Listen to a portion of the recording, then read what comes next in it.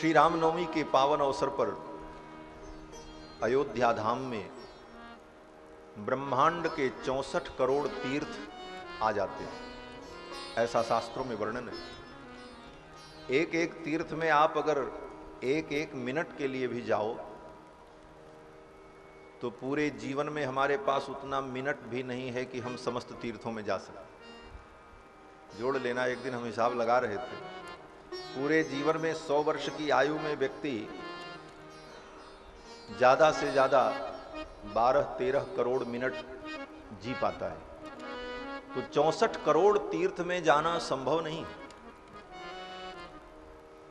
लेकिन भगवान की ऐसी महती कृपा कि जब राम जी का जन्म महोत्सव अयोध्या में मनाया जाता है, ऐसे पावन अवसर पर ब्रह्मांड के 64 करोड़ तीर्थ अपनी उपस्थिति दर्ज कराने के लिए अयोध्या में आ जाते हैं।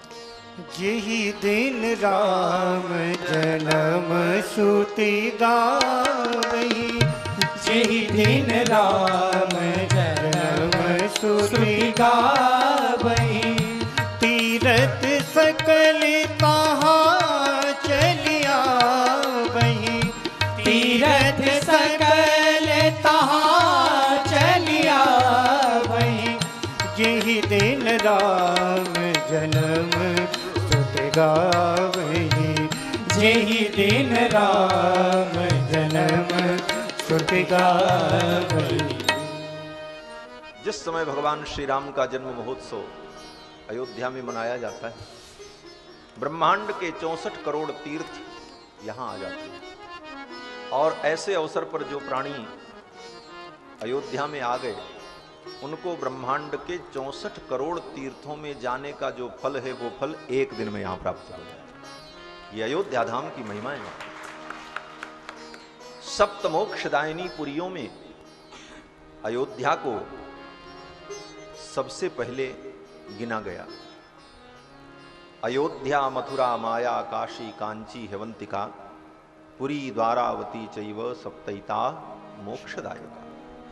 मोक्षदायिनी पुरियों में सर्वश्रेष्ठ पुरी, कनिष्ठिकाधिष्ठित पुरी अयोध्यापुरी। और हमारे अयोध्या के संत जन तो कहते हैं, पूर्वाचार्य लोग कहते हैं कि अन्य मोक्षदायिनी पुरियों में भी जो मोक्ष मिलता है वो अयोध्या का ही संबंध है। बिना अयोध्या के संबंध के कहीं मुक्ति नहीं हो सकती। बोले महाराज, मथुरा में मुक्ति होती है, अयोध्या, मथुरा, माया, काशी, कांची, हेवंतिका, तो मथुरा का भी अयोध्या से बड़ा घनिष्ठ संबंध है। क्या संबंध है? बोले मथुरापुरी को अयोध्या के राजकुमार श्री शत्रुघ्न लाल ने बसाया है, अयोध्या का ही वो अंग है। अयोध्या के राजकुमार श्री शत्रुघ्न लाल ने लवणासुर का वध करके मथुरापुरी को बसाया। जिस पुरी का नाम मधुरा भी है, उसी को मथुरा भी कहते हैं, उसी को मधुरा भी कहते हैं। और दूसरा संबंध क्या है? वृंदावन में, मथुरा में यमुना मैया हैं। यमुना में डुबकी लगा करके जीव यमराज की यातनाओं से मुक्त हो जाता है। वो यमुना जी कौन है? बोले अयोध्या की ही बेटी हैं, सूर्य वंश की बेटी हैं, भगवान सूर्य की पुत्री हैं, और सूर्य वंश अयोध्या में स्थापित। ये अयोध्या का संबंध। काशी में मुक्ति प्राप्त होती है, बोले काशी में भी भगवान शंकर मुक्ति प्रदान करते हैं, लेकिन किसके बल पर? भगवान श्री राम के नाम के बल पर। काशी मुकुट हेतु उपदेश। पुराणों में वर्णन है कि भगवान शंकर काशी की गलियों में घूमते रहते हैं हर क्षण। क्यों? बोले उनको भगवान ने ऐसा कठिन काम दे रखा है। भगवान ने कहा आपकी यही ड्यूटी है कि काशी में कोई भी व्यक्ति मरे तो मरते समय उसके कान में आप राम नाम सुना देना। ये शंकर जी का बहुत बड़ा काम है, हमारा बड़ा कठिन काम है। पता नहीं किस कोने में कौन व्यक्ति मरे, मच्छर मरे कि खटमल मरे कि आदमी मरे कि पशु मरे, तो भगवान शंकर हर क्षण अनेक रूप धारण करके काशी में विराजमान होकर के काशी में मरने वाले प्राणियों का राम नाम के द्वारा कल्याण करते। तो काशी में भी जो मुक्ति प्राप्त होती है वो हमारे राम जी के नाम के संबंध से ही होती है, वहां भी अयोध्या का ही संबंध। इसीलिए कहते हैं काशी का हर कंकर शंकर होता है। क्यों बोले पता नहीं कहां कौन जीव अपने प्राणों का त्याग करे, इसलिए भगवान शंकर अनेक रूपों में कंकड़ के रूप में वहां विद्यमान रहते। तो राम नाम के द्वारा वहां मुक्ति, और मुक्ति का दूसरा साधन काशी में क्या है? बोले गंगा मैया। गंगा मैया कौन है? बोले वो भी अयोध्या की ही बेटी है। महाराज भगीरथ उनको लेकर के आए थे, भागीरथी हैं, अयोध्या की ही पुत्री हैं, उनके संबंध से काशी में भी मुक्ति, हरिद्वार में भी गंगा के संबंध से मुक्ति है। तो आप विचार करो सूक्ष्म दृष्टि से, तो सर्वत्र समस्त पुरियों में अगर मोक्ष की प्राप्ति होती है तो उसका मूल संबंध अयोध्या से ही। अयोध्यापुरी ऐसी दिव्यपुरी है और ये भगवान के मस्तक में विराजमान है। अयोध्यापुरी मस्तकम, भगवान शंकर ने रुद्रयामल ग्रंथ में अयोध्या की महिमा का वर्णन करते हुए कहा है कि अवंतिकापुरी उज्जैन भगवान के चरणों में है,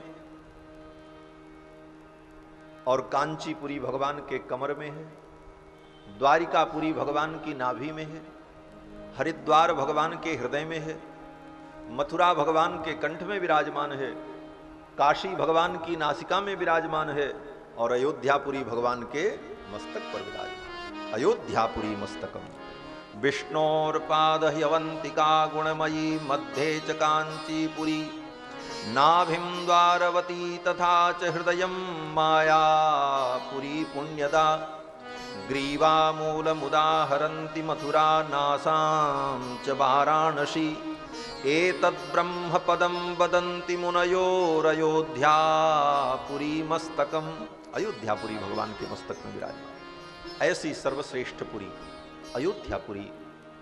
ऐसी अयोध्यापुरी में भगवान श्री राम के पावन जन्मोत्सव के उपलक्ष्य में भगवान के मंगलमय चरित्र का आस्वादन करने के लिए हम सभी लोग उपक्रम करने जा रहे हैं। यह भगवान की अहेतुकी कृपा है। भगवान का चरित्र और भगवान के चरित्र का एक एक अक्षर हमारे जीवन के पाप राशि को नष्ट कर देता है। एकैकम अक्षरम प्रोक्तम महापातक नाशनम। भगवान श्री राम का पावन चरित्र, इस चरित्र का एक एक वर्ण हमारे जीवन के पाप ताप को मिटा देता है। बंधुओं, भगवान का चरित्र तो शब्दों में गुंफित है। ये रामायण क्या है?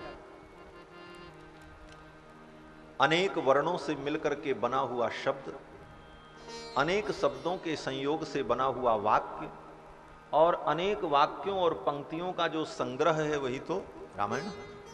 कोई भी ग्रंथ इसी प्रकार होता है।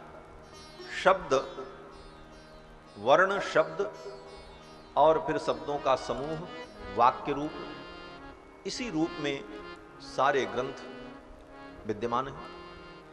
और जितना भी ज्ञान विज्ञान है, जो कुछ भी है सृष्टि में यत् किंचित, सब शब्द के द्वारा ही अनुप्राणित है।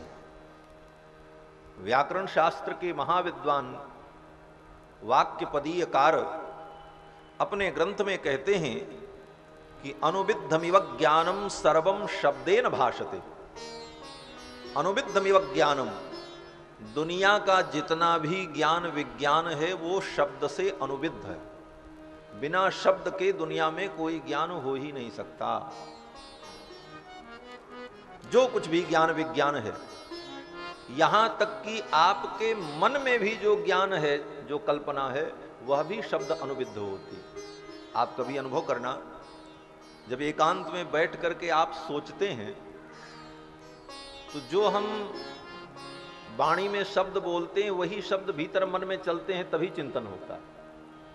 शब्द वहां भी चलता है, उच्चरित भले न हो, लेकिन वो शब्द अंतःकरण में रहता है, तभी उस शब्द के माध्यम से ज्ञान का अनुभव होता है। इसलिए कहा कि अनुविद्धमिव ज्ञानम सर्वम शब्देन भाषते नसोस्ति प्रत्ययो लोके यह शब्दानुगम। बिना शब्दागम के, बिना शब्द के दुनिया में कोई ज्ञान स्थिर नहीं रह सकता।